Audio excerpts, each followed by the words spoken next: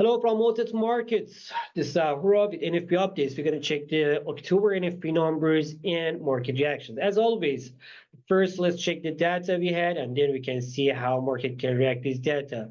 With only 12K newly created jobs in October, somehow that can be the surprise. But we know about the streaks that we had in Boeing and other companies in one hand, and another side, we had two storms last month. These things that happened during October means that the 12K newly created job should not be a surprise, and we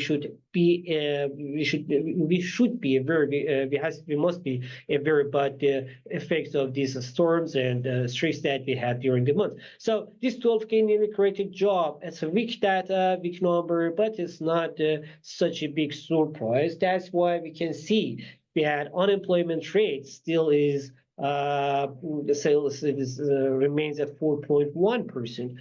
At the same time, in other numbers, they were not such a bad. So, for example, we can see the average earnings increased by 0.4% in October in 1 month, and in the annual scale increased 4%. Both of them up higher than previous months.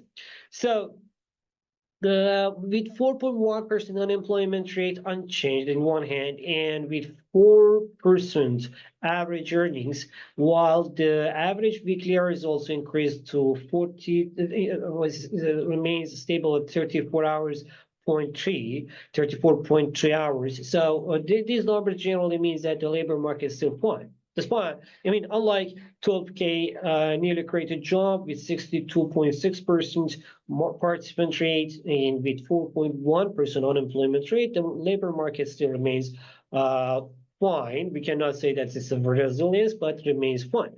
Let's see how the market reacted to these numbers. So with the somehow weaker than expected numbers, we can see that the US dollar is under pressure, lost its power, lost the steam. But in a bigger picture, we can say, as I told, in a bigger picture, we know that the reason of this big number. So that's why market can somehow ignore this 12K on NFP.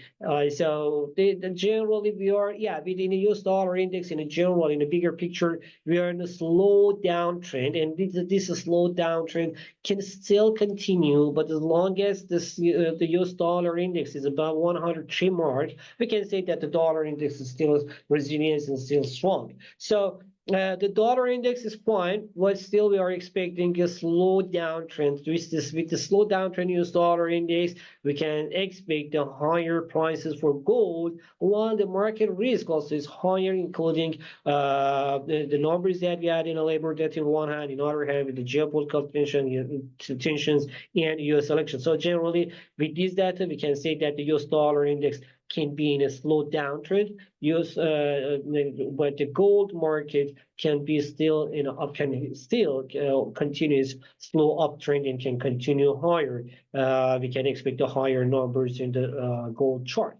On the stock market front, these data means the weaker data for weaker data in the labor market, which means that the US Central Bank or Federal Reserve can continue its dovish tones and can continue cutting the rates. But as I told, these numbers are not a surprise. The numbers that we had, they were not a surprise. We were expecting to see these data after the storm and after stress that we had. So they are not a surprise. At the same time, the earnings that we had with the main companies' earnings, which we had already, and we are not going to see any other surprise in the earnings reports. So we can expect it for the next weeks and this week to close lower than expected, to close lower than the Monday open.